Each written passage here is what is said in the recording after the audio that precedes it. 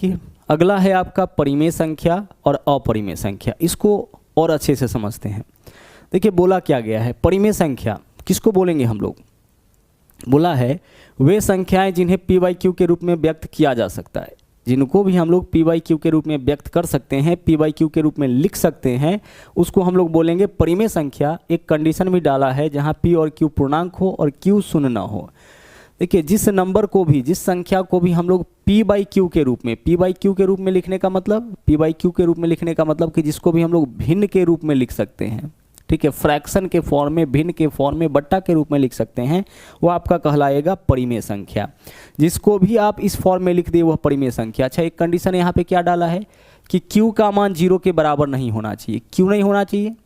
ऐसा इसलिए क्योंकि किसी भी नंबर के बट्टा में अगर 0 आता है ना तो यह अनडिफाइन हो जाता है, ठीक है।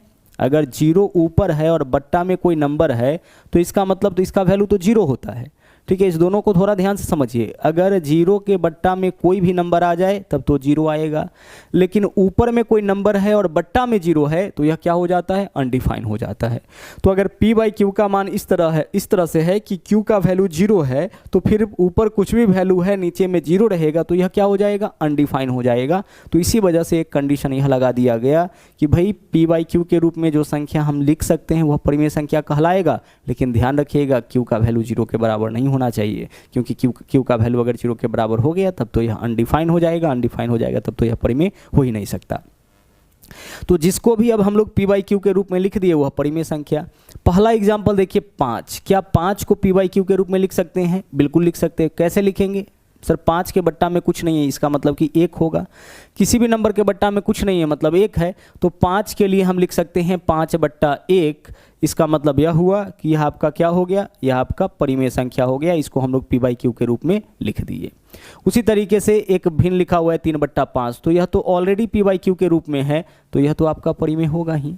22/7 आपका परिमेय होगा, p बाई क्यू के रूप में लिखा हुआ है, परिमेय तो होगा ही। आगे देखिए 0/5। अच्छा देखिए 0 के बट्टा में कुछ नहीं है, 0 क्या होगा? परिमेय की अपरिमेय? हमने अभी आपसे क्या कहा कि 0 के बट्टा में कुछ नहीं मतलब क्या होगा? 1। किसी भी नंबर के बट्टा में कुछ नहीं मतलब 1। तो 0 के लिए हम क्या लिख सकते हैं? 0 के लिए हम लिख सकते हैं 0/1। 0 के लिए हम लिख सकते हैं 0/2। 0 के बट्टा में कुछ भी लिखिएगा फिर से तो 0 ही आ जाएगा। 0 के लिए लिख सकते हैं 0/3, यानी 0 को भी हम लोग p बाई क्यू के रूप में लिख सकते हैं, भिन्न के रूप में लिख सकते हैं। तो फिर 0 भी क्या हो जाएगा? 0 भी आपका परिमेय संख्या होगा। जिसको भी हम लोग p बाई क्यू के रूप में लिख दिए वह परिमेय संख्या हो जाएगा। इसके अलावा देखिएगा इस तरीके का नंबर आपसे पूछा जाएगा, देखिएगा 0.777 ... इस तरीके से नंबर अगर कोई लिखा हुआ रहे, ... कहाँ तक है? यह अनंत तक है। तो अगर ऐसा कोई नंबर लिखा हुआ है ना तो इसको भी हम लोग p बाई क्यू के रूप में लिख सकते हैं।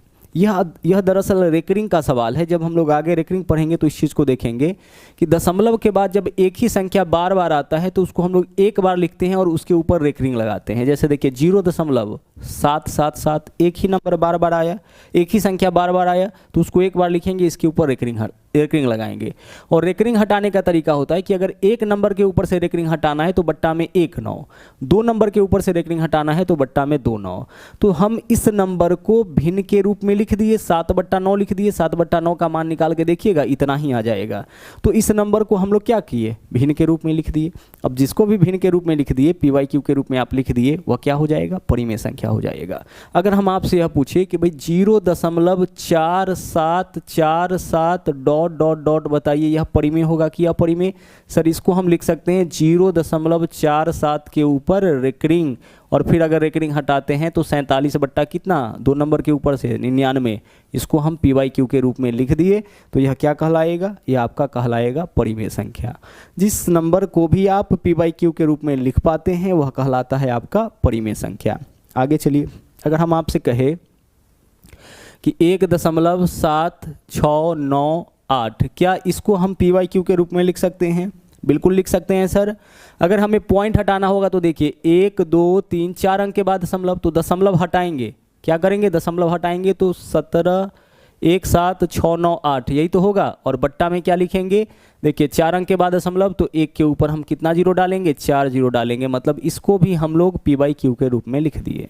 तो जिसको भी आप पी बाई क्यू के रूप में लिख दिए, जिसको भी आप भिन्न के रूप में लिख दिए, वह सब का सब क्या है, परिमेय संख्या है। ठीक है,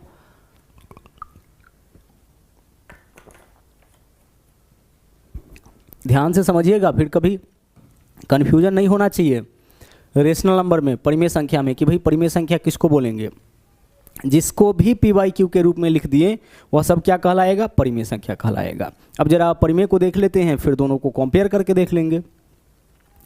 अपरिमेय संख्या यानी कि इरेशनल नंबर किसको बोलते हैं, समझिएगा, वे संख्याएं जिसे पी बाई क्यू के रूप में नहीं लिखा जा सकता। जिसको पी बाई क्यू के रूप में लिख दिए वह तो परिमेय हो गया, तो फिर जिसको पी बाई क्यू के रूप में नहीं लिखेंगे वह क्या हो जाएगा, अपरिमेय हो जाएगा। अब किसको नहीं लिख सकते हैं, देखिए √3, क्या √3 को हम लोग नहीं लिख सकते हैं, नहीं लिख सकते हैं। आप √3 का मान देखिएगा इस तरह से 1.732 और उसके बाद ऐसे मिलेगा डॉट डॉट डॉट डॉट। इसका मतलब क्या है, दशमलव के बाद लगातार संख्या आ रहा है और कितना बार आया है हमें नहीं पता है। तो क्या इस नंबर को हम पी बाई क्यू के रूप में लिख सकते हैं। अगर हमारे पास ऐसे होता 1.732, इसको तो हम लिख सकते हैं, क्योंकि पॉइंट अगर हटा दिए तो बट्टा में 1 पर कितना जीरो आ जाएगा, 3 अंक के बाद दशमलव है तो 3 जीरो आ जाएगा। तो इसको तो हम पी वाई क्यू के रूप में लिख लिए, कोई दिक्कत नहीं है। लेकिन 1.732 यहाँ लिख सकते हैं, लेकिन जैसे ही डॉट डॉट लगा दिए अब तो हमें पता ही नहीं है कि दशमलव के बाद कितना अंक है, तो फिर हम बट्टा में 1 के ऊपर कितना जीरो देंगे, यानी इसको हम पी वाई क्यू के रूप में नहीं लिख सकते हैं। और जिसको भी पी वाई क्यू के रूप में नहीं लिख सकते हैं वो आपका क्या हो जाएगा, अपरिमेय संख्या हो जाएगा। तो रूट के भीतर ऐसा कोई भी नंबर आए जिसका वर्गमूल हम लोग नहीं निकाल सकते हैं, जो आपका पूर्ण वर्ग संख्या नहीं हो वह सब क्या होगा, अपरिमेय। जैसे √3 है, √2 है, √7 है, √11 है, √13 है, √17 है, यह सब का सब क्या होगा, अपरिमेय हो जाएगा। लेकिन √16 क्या होगा, √16 का मान 4 आ जाता है और 4 को आप 4/1 लिख सकते हैं, तो यह परिमेय हो जाएगा। जबकि √7 का मान किस में आएगा, पॉइंट में आएगा और पॉइंट के बाद लगातार आता जाएगा। आगे चलिए, अब इस नंबर को देखिए 3.2317 डॉट डॉट डॉट, यहाँ पे क्या है, डॉट डॉट डॉट। आप बताइए, यहाँ तो दशमलव है, दशमलव के बाद कितना अंक, क्या 4 अंक है, नहीं, डॉट डॉट डॉट लिखा हुआ है, यानी दशमलव के बाद कितना अंक है हमें पता ही नहीं है। तो जब हमें यह पता ही नहीं है कि दशमलव के बाद कितना अंक है, तो फिर इसको हम पी वाई क्यू के रूप में कैसे लिखेंगे। पॉइंट हटाने का रूल आपको पता है ना, दशमलव 1 अंक के बाद हटाते हैं तो 1 जीरो, 2 अंक के बाद हटाते हैं तो 2 जीरो। यहाँ तो पता ही नहीं है कि दशमलव के बाद कितना अंक है। चलिए आगे देखते हैं। उसी तरीके से आपका पाई है, देखिए पाई भी आपका अपरिमेय होगा। 22/7 परिमेय है, क्योंकि 22/7 को हम लोग पी वाई क्यू के रूप में लिख सकते हैं।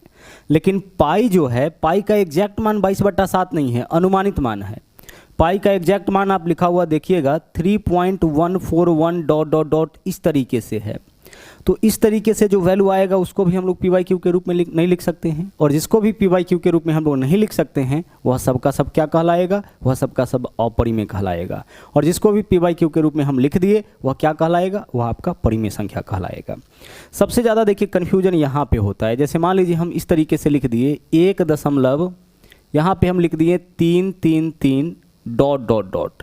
अगर आपसे पूछा जाए कि यह परिमेय होगा कि अपरिमेय, तो हम इस नंबर को पी वाई क्यू के रूप में लिख सकते हैं। कैसे लिख सकते हैं, इसको हम लोग जो है ना वो आपका रेकरिंग के फॉर्म में कन्वर्ट करके लिख सकते हैं। जैसे 1 है तो 1, पॉइंट है तो पॉइंट, जो नंबर बार बार आया उसको 1 बार और इसके ऊपर रेकरिंग। ऐसा कब कर सकते हैं, जब एक ही नंबर, पॉइंट के बाद जब एक ही नंबर रिपीट करे तब।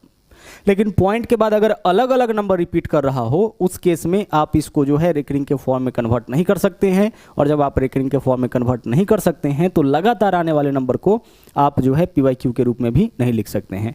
तो इसको तो हम पी वाई क्यू के रूप में लिख सकते हैं। लेकिन इसी में अगर इस तरीके से क्वेश्चन आ जाए कि 1.78695, अब यहाँ डॉट डॉट डॉट है, अब क्या इसको भी आप रेकरिंग के फॉर्म में कन्वर्ट कर सकते हैं, नहीं कर सकते हैं। एक ही नंबर आता दशमलव के बाद तब तो कर लेते हैं, यहाँ तो अलग अलग नंबर है, अलग अलग संख्या है, तो इसको पी वाई क्यू के रूप में आप नहीं बदल सकते हैं। और जब आप इसको पी वाई क्यू के रूप में नहीं बदल सकते हैं, ठीक है, हमें यह भी नहीं पता है कि दशमलव कितने अंकों के बाद है, तो हम बट्टा में 100 करके भी इसको पी वाई क्यू के रूप में नहीं लिख सकते हैं। इसका मतलब यह परिमेय नहीं होगा। परिमेय नहीं होने का मतलब यह क्या है, अपरिमेय है। ठीक है, चलिए, तो उम्मीद करते हैं कि परिमेय का और अपरिमेय का कॉन्सेप्ट आपका अच्छे से क्लियर हो गया हो।